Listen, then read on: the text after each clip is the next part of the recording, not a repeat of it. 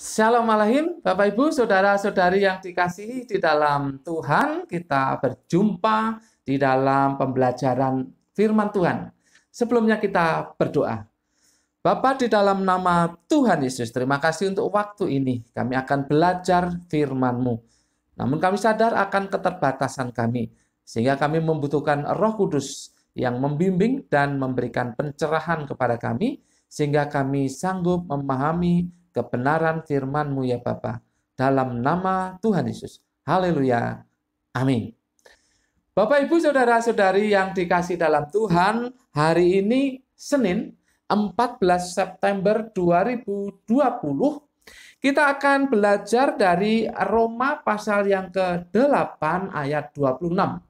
Roma pasal yang ke-8 ayat 26. Judulnya adalah ketika kita lemah. Ketika kita lemah. Bapak, Ibu, Saudara-saudari yang dikasihi dalam Tuhan, kalau kita melihat konteks pembahasan dari ayat-ayat ini, dari bagian firman Tuhan ini, besar kemungkinan bahwa orang percaya bisa menjadi lemah. Besar kemungkinan bahwa orang percaya bisa menjadi lemah, yaitu ketika mengalami penderitaan, terutama penderitaan yang tak kunjung selesai. Oleh sebab itu, Paulus menulis ayat firman Tuhan ini. Kita baca. Demikian juga Roh membantu kita dalam kelemahan kita. Sebab kita tidak tahu bagaimana sebenarnya harus berdoa. Tetapi Roh sendiri berdoa untuk kita kepada Allah dengan keluhan-keluhan yang tidak terucapkan.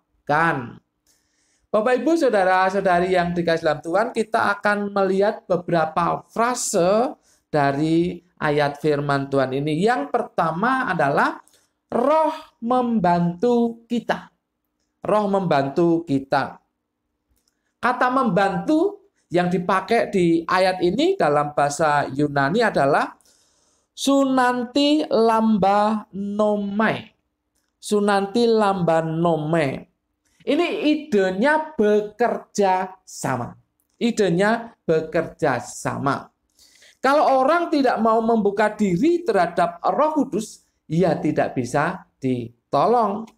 Kalau orang hanya pasrah bongkoan, tidak mau berharap, tidak mau beriman, tidak tekun, ya juga tidak bisa ditolong. Oleh sebab itu, tetapkan diri dulu untuk mau bekerja sama dengan Roh Kudus. Kalau orang percaya ingin ditolong oleh Roh Kudus, harus menetapkan dirinya untuk mau bekerja sama dengan Roh Kudus. Frase yang kedua, dalam kelemahan kita. Dalam kelemahan kita. Kata kelemahan dalam bahasa Yunani adalah astheneia. Astheneia. Menurut seorang ahli Alkitab bernama Albert Barnes, dia menjelaskan bahwa ini adalah mengenai ketidakmampuan dalam menghadapi berbagai pencobaan. Jadi kelemahan ini adalah ketidakmampuan dalam menghadapi berbagai pencobaan. Ahli Alkitab yang lain yaitu John Gill itu menjelaskan lebih luas. Ini tidak hanya penderitaan, tapi juga ketidakmampuan menghadapi cobaan iblis. Serta ketidakmampuan untuk hidup secara benar sebagai orang yang menerima kasih karunia Tuhan. Bapak, Ibu, Saudara-saudari yang dikasihi dalam Tuhan, kita semua memiliki kelemahan itu. Kita memiliki kelemahan itu. Jadi kita memerlukan pertolongan dari Roh Kudus untuk menghadapinya. Frase yang ketiga adalah tidak tahu bagaimana sebenarnya harus berdoa.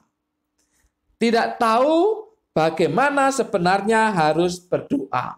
Itu maknanya adalah tidak tahu apa yang terbaik. Tidak tahu apa yang terbaik yang harus disampaikan kepada Tuhan. Tidak tahu apa yang Tuhan ingin berikan. Dia tidak tahu. Juga dalam situasi kebingungan. Nah, Bapak Ibu saudara-saudari yang dikasihi dalam Tuhan, ini bagaikan seorang yang linglung. Jadi tidak tahu apa yang harus diperbuat. Ini orang yang seperti ini. Tidak tahu bagaimana seharusnya berdoa. Apa sih yang terbaik? Apa sih yang ingin diberikan Tuhan itu apa? Apa itu? Dia dalam keadaan bingung. Nah, inilah diperlukan Roh Kudus. Kemudian frase yang keempat adalah Roh sendiri berdoa untuk kita. Roh sendiri berdoa untuk kita. Ini ibarat kata seperti pengacara. Seperti pengacara. Siap menyampaikan apa yang dirasakan atau yang dimaksud oleh kliennya. Itu pengacara. Jadi siap menyampaikan apa yang dimaksud, apa yang dirasakan oleh kliennya. Itu pengacara. Roh Kudus juga demikian. Siap menyampaikan apa yang dimaksud oleh orang percaya yang bingung tadi, yang linglung tadi. Siap menyampaikan apa yang dirasakan oleh orang percaya yang tidak bisa tersampaikan. Roh Kudus siap menyampaikannya. Sehingga apa-apa yang menjadi keluhan, apa-apa yang menjadi maksud, apa-apa yang menjadi kehendak kerinduan dari orang percaya yang linglung itu tadi, itu sampai kepada Allah. Oleh karena Roh Kudus menyampaikannya. Bapak Ibu saudara-saudari yang dikasihi dalam Tuhan, apakah Anda siap untuk ditolong oleh Roh Kudus? Apakah Bapak Ibu saudara-saudari siap untuk ditolong oleh Roh Kudus? Kalau jawabnya siap, maka buka diri untuk bekerja sama dengan Roh Kudus. Buka diri untuk bekerja sama dengan Roh Kudus. Hidup dalam ketekunan, hidup dalam pengharapan, hidup di dalam iman. Kita harus membuka diri terhadap Roh Kudus. Karena Roh Kudus akan bekerja sama. Tidak 100% lalu blek menolong. Tidak. Tapi bekerja sama dengan Anda. Kalau Anda tidak membuka diri terhadap Roh Kudus, ya tidak bisa ditolong. Dalam kelemahan apapun, harus membuka diri terhadap Roh Kudus. Yaitu tunjukkan dengan tetap beriman, tetap berpengharapan, tetap tekun melakukan aktivitas kerohanian sebagai orang percaya. Itulah kerjasama. Itulah kerjasama. Dan Roh Kudus siap untuk menolong Anda. Apa Bapak Ibu pernah mengalami hal ini? Yaitu sulit sekali menyampaikan di dalam doa apa yang harus saya doakan. Apa ini yang harus saya... Tapi rasanya sedih sekali. Rasanya tidak enak sekali, gelisah sekali. Tapi ingin menyampaikan apa itu? Tidak bisa. Apakah Bapak Ibu pernah mengalami hal itu? Kalau Bapak Ibu terbuka terhadap Roh Kudus, maka Roh Kudus yang akan menyampaikannya kepada Bapak. Luar biasa. Jadi dalam kehidupan orang percaya, dalam kehidupan Bapak, Ibu, saudara-saudari, dan saya, ada Roh Kudus, sang pengacara kita, yang siap menolong kita, menyampaikan segala keluhan dalam diri kita kepada Bapa. Ini luar biasa. Luar biasa. Sehingga hati kita menjadi tenang. Ketika kita bekerja sama dengan Roh Kudus, Roh Kudus menyampaikan unek-unek kita kepada Bapa. Kita menjadi tenang. Kita tidak gelisah lagi. Kita hidup dalam sejahtera. Dan siap untuk melakukan kegiatan-kegiatan rohani dengan suasana hati yang tenang. Tidak kemerungsung dalam bahasa Jawa. Tidak kemerungsung. Tidak gelisah. Tetapi tenang. Dan kita siap melakukan itu dengan tekun. Bapak, Ibu, Saudara-saudari yang dikasih dalam Tuhan, mari buka diri terhadap Roh Kudus. Mari buka hati terhadap Roh Kudus. Bekerja sama dengan Dia. Jangan putus asa. Jangan berhenti berpengharapan. Kalau berhenti berpengharapan, itu tidak kerjasama dengan Roh Kudus. Makanya jangan berhenti berpengharapan. Jangan berhenti beriman untuk mengatasi masalah ini. Karena kalau berhenti beriman, itu juga tidak kerjasama dengan Roh Kudus. Mari kita tetap berpengharapan, tidak putus asa, beriman, tetap tekun, dan tetap melakukan aktivitas kita.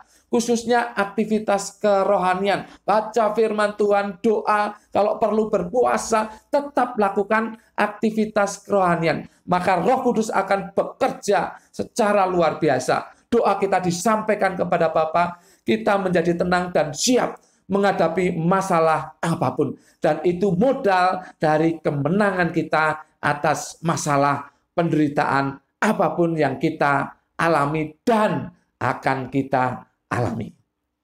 Amin. Mari kita berdoa. Bapa, dalam nama Tuhan Yesus, terima kasih untuk waktu ini. Kami diberi pelajaran yang luar biasa. Bahwa Roh Kudus mau bekerja sama dengan kami untuk mengatasi setiap kelemahan kami. Sehingga kami menjadi tenang, hidup kami menjadi sejahtera, siap melakukan aktivitas-aktivitas kerohanian dengan tekun, dan siap menghadapi masalah sebesar apapun.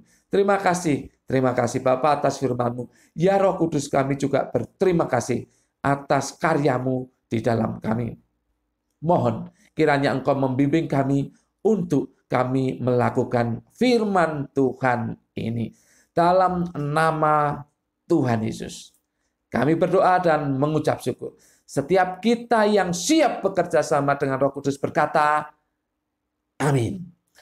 Tuhan memberkati Bapak, Ibu, Saudara-saudari senantiasa.